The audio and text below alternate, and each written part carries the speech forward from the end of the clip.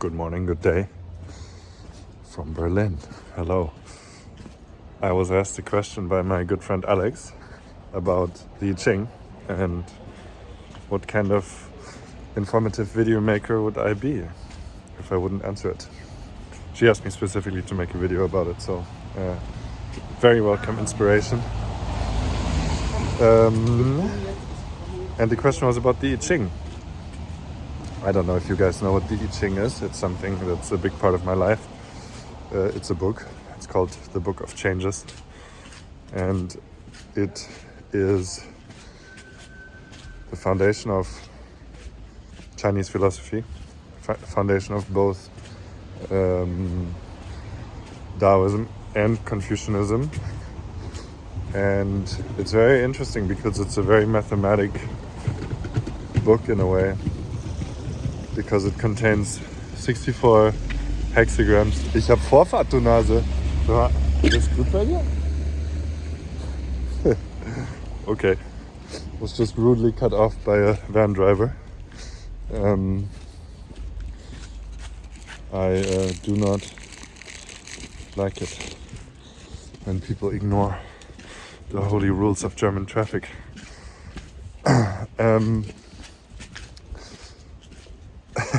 Very funny. So the I Ching is a big old book and it contains 64 hexagrams that describe different states of the world, of life, and also how they can change towards each other. I don't think it's the best to explain this in words. Pictures do this more justice. You can easily Google this and you'll get a quick sense. Maybe I'll make a more detailed video on this, but for now I want to do a one shot. So the first question I got, because you can use the I Ching as an oracle, so you can ask it a question, then you can throw some coins and then you'll get one hexagram and potentially a second, and then you can read the text and you can make some sense out of it. And it's very similar to tarot, for example. It has this deterministic oracle vibe. And for me, the most interesting and effective part of this is asking the question. And that was Alex's first question to me, which is, how do you ask a good question for the I Ching? And I think this is also how to ask a good question for any oracle, or maybe even how to ask a good question in general. Why? Because a good question for an oracle, in this case, I'll just tell you what I think a good question is for the I Ching. But I'm just saying, I think this applies to many things. A good question, in this case, is a qualitative question. Qualitative means it has something to do with what or why or how. I don't recommend when. I can get into that. But what it isn't is a yes or no question, which goes like, can I do X? Will this and that happen? You know, those questions invite a yes or no. And we have the great thing available that there's actually a very complex system like the I Ching or Tarot at work that has the possibility to give you a very deep and dense interpretative answer. So I think a yes or no question is simply a waste of potential. But also it's sort of a lazy question. So I've done a couple dozen I Ching throws with other people, like 4 other people. And I do this. If you're interested in this, just message me or comment or something. Get in touch. It's very effective, and one of the most effective parts of this process is formulating the question. And I usually assist people in formulating their question because of above mentioned reasons. And so, in my experience, there's an underlying question always present with somebody. It's like something like, what's going on right now? What's happening in my life? I think even if we're not quite aware of it, we always have like a current thing in our life, something that is bothering us, or something that we're working on, or something that we're working through. And it's like there's usually one thing, one major thing, or maybe there's like one thing on the surface and another thing below that we're not so aware of. So any type of coaching or meditation or like awareness activity can help you also surface things that are more below your fold of awareness. And so what is the question is a great question that you shouldn't ask you could even ask the I Ching, and most people's questions boil down to some sort of, what's happening with XYZ in my life? Because the I Ching describes change.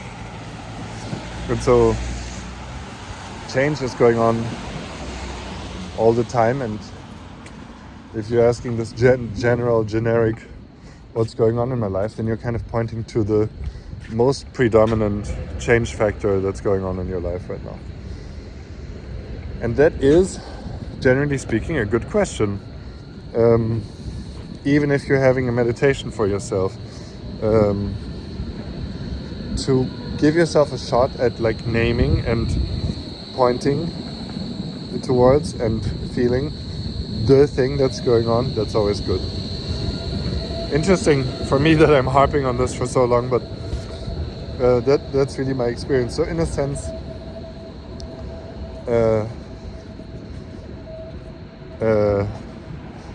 that's the baseline of asking an oracle question. It's like, what's going on right now? What's important right now? What's happening? But it helps you, or the person who helps you interpret the oracle, if you are more specific. More specific is good. One time a friend asked me,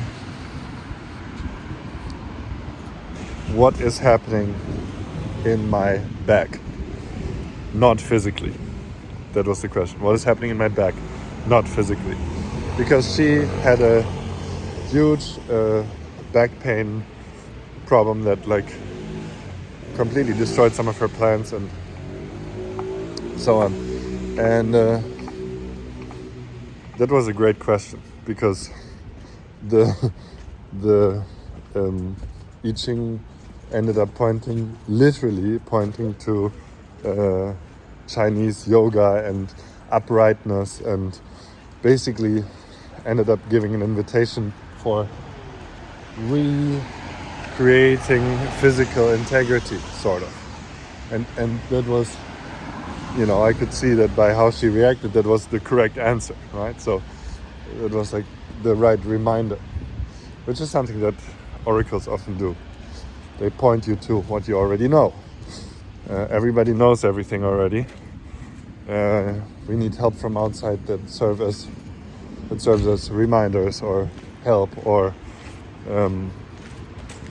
putting our nose back on track, so to speak. Yeah, and I think that's why oracles work so well, because they seem to capture in a more generic sense what we already know, and give us a chance to be like, yes, that's right, I know this, yes, well, good point, good perspective. And so specifics are good in an I Ching question or in an oracle question. How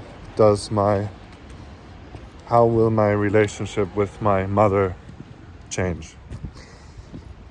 What should I do to achieve my economic goals? And then I would maybe ask you, what are your economic goals?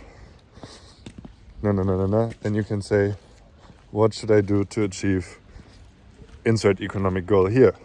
So if you go through a few iterations of specifying your question, you allow for a more detailed conversation, and you hone in on what you really want. Or if you're wrong, if you're mistaken in what you seem to want, which happens all the time, then at least you will feel it when the oracle doesn't answer your questions right. One more thing, I feel like I could talk about this for ages, but I won't. But one more thing about I said when is not a great baseline question. And in my experience with the I Ching, at least, when you ask it when, it always answers the same thing. It always says when it's time. So somehow the I Ching describes change, but it's very hard to track down. It's a very timeless machine, the I Ching. It's not a time machine, it's a timeless machine. And my experience is that it doesn't particularly like when questions. It likes qualitative questions, but not temporal questions. It just answers when it's time. It's like when the time comes. There are a lot of I Ching texts that contain, the right time, but so you won't get anything out of asking for time because it will just refer to the right time, aka when it's there. It's very funny. It really. One time my friend asked, when is the right time to get going, so to speak, with his creative endeavor, and the Ching just said the whole thing, lots of text, was basically just pointing to the right time is when it's the right time. And it's well, thanks, dude. Yeah, so this is more generally about the art of asking a question. I think it's a very good meditative practice to ask a question. And as we say in German, it's half the rent. A good question is half the rent, whether you're talking to a coach or an oracle, or just to yourself, trying to find out what your next steps are, or something in business or in any endeavor.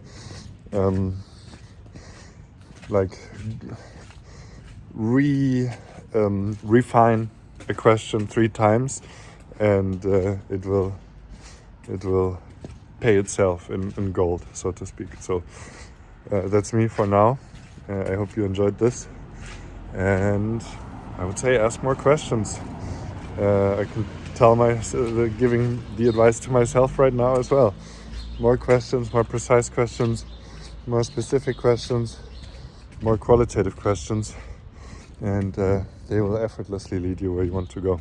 If you're curious about more stuff about the I Ching, or you're interested in having a little session, then just message me on Twitter or comment below, and I'm happy to go a little round with you. It's very fun to mediate between the oracle and somebody with a question. Anyway, thank you very much. Talk to you soon, and I hope spring comes for you soon if you're in Europe. It's pretty gray here. Gray. Okay, see you.